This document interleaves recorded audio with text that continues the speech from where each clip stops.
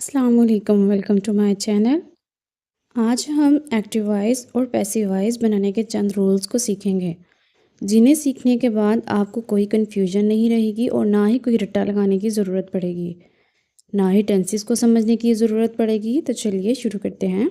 सबसे पहले तो ये समझें कि टेंसेस 12 किस्म के हैं, जिनमें से सिर्फ 8 टेंसेस के पैसिव वॉइस बनते हैं।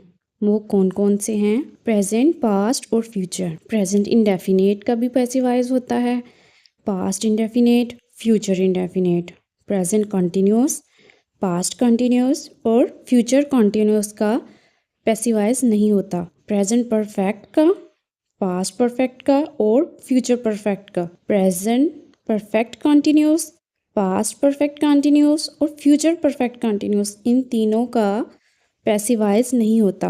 अब चलते हैं हम पैसिव वॉइस के रूल्स की तरफ। अगर आप इन 4 रूल्स को अच्छी तरह से याद कर लें तो आपको पैसिव वॉइस को समझने में, उनको चेंज करने में कोई भी परेशानी का सामना नहीं करना पड़ेगा, बल्कि आपकी फिंगर टिप्स पर होंगे ये चीज़ें। पहला रूल है ऑब्जेक्ट इनटू सब्जेक्ट। जहाँ पर भी ऑब्जेक्ट होगा सबसे पहले हम उसको सब्जेक्ट में चेंज करेंगे। उसके बाद दूसरे नंबर पर है चेंजेस, यानी कुछ चेंजेस आपको करनी पड़ेंगी। वो कौन कौन सी हैं वो हम ये टेबल देख लेते हैं।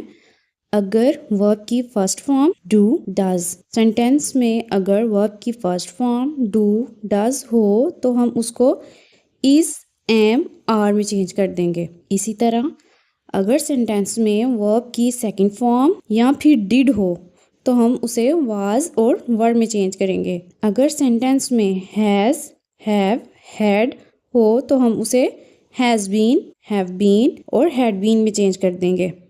विल आ जाए तो उसे विल बी, अगर विल हैव आ जाए तो उसे विल हैव बीन, और अगर ING आ जाए यानी कॉन्टिन्यूस का आ जाए तो हम उसे बीइंग में चेंज कर देंगे।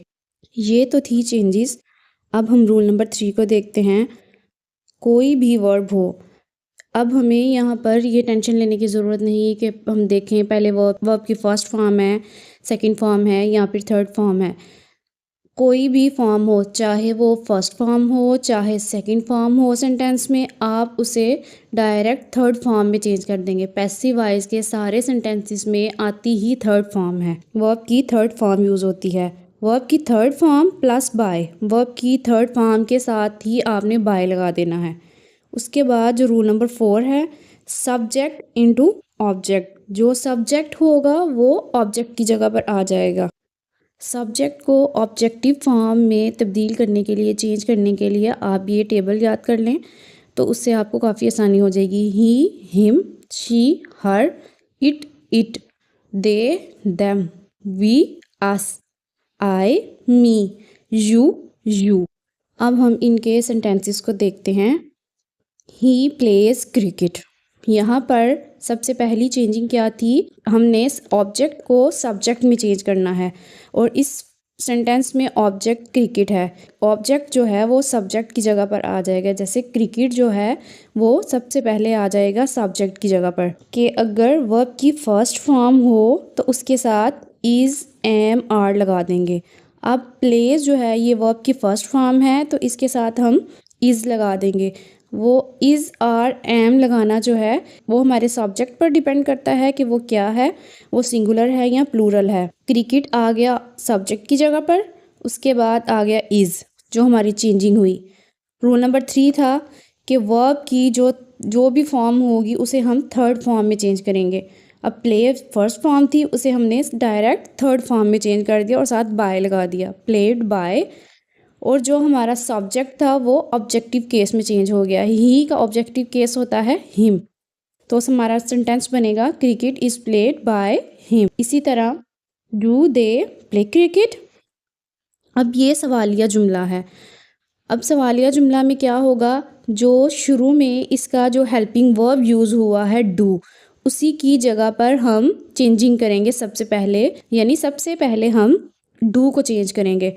डू को किस में चेंज करना था, हमने रूल नंबर 2 में पढ़ा था चेंजेस में कि अगर डू आ जाए तो हम उसे इज़, आर, एम में चेंज करेंगे। अब डू की जगह पर हमने लगा दिया इज़। इज़ क्यों आया? क्योंकि हमारा ऑब्जेक्ट सिंगुलर है। अगर हमारा ऑब्जेक्ट प्लूरल होता तो हम यहाँ पर आर लगाते। इज़ क्रिकेट प्ले की जगह पर आ गया प्लेड बाय, और दे की जगह पर आ गया them. Is cricket played by them? He did not play cricket. Cricket was played by him। Object change into subject, cricket हो गया। उसके बाद डिड आया था। अगर डिड आ जाए तो हम वाज या वर का इस्तेमाल करेंगे। वाज या वर का इस्तेमाल कैसे देखेंगे? अगर हमारा सब्जेक्ट प्लूरल हो तो हम वर लगाएंगे, और अगर हमारा सब्जेक्ट सिंगुलर है तो हम उसके साथ वाज लगाएंगे। Cricket was played by, he का ऑब्जेक्टिव केस आ गया him. Cricket was played by him. He had eaten mangoes. Mangoes had been eaten. Had की जगह पर आ गया हैड बीन, और ईटन पहले ही थर्ड फॉर्म है, और पैसिवाइज में भी थर्ड फॉर्म ही आती है हमेशा। Mangoes had been eaten by, he का objective case him. Mangoes have been eaten by him. Next sentence को देखते हैं। He will eat a piece of cake. हमारा ऑब्जेक्ट क्या है यहाँ पर? A piece of cake. इसको जब हम सब्जेक्ट में चेंज करेंगे, a piece of cake, will की जगह पर क्या आएगा? Will be. A piece of cake will be eaten, third form, eaten by, he का objective case him. A piece of cake will be eaten by him. They will have eaten dinner। हमारा object था dinner, उसको हम subject में change किया। Dinner will have, will have आया है तो इसकी जगह पर हम क्या लगाएंगे? will have been। dinner will have been eaten by, they का ऑब्जेक्टिव केस है them। dinner will have been eaten by them। she is cooking food। ING वाला सेंटेंस आ गया, और यहाँ पर एक्टिव सेंटेंस में इज़ है। याद रखिएगा, अगर सेंटेंस में कहीं भी एक्टिव सेंटेंस में इज़, आर, एम हो तो वो चेंज नहीं होते, वो एज इट इज़ ही आते हैं। वाज वर हो तो वो भी एज इट इज़ ही आएंगे, वो भी चेंज नहीं होंगे। She is cooking food, object change into subject, food is singular noun है तो उसके साथ हम इज़ लगाएंगे। फूड इज़ बीइंग, ING वाला सेंटेंस था तो उसके साथ ING को चेंज किया बीइंग में। Food is being cooked, third form, by, she का ऑब्जेक्टिव केस हर।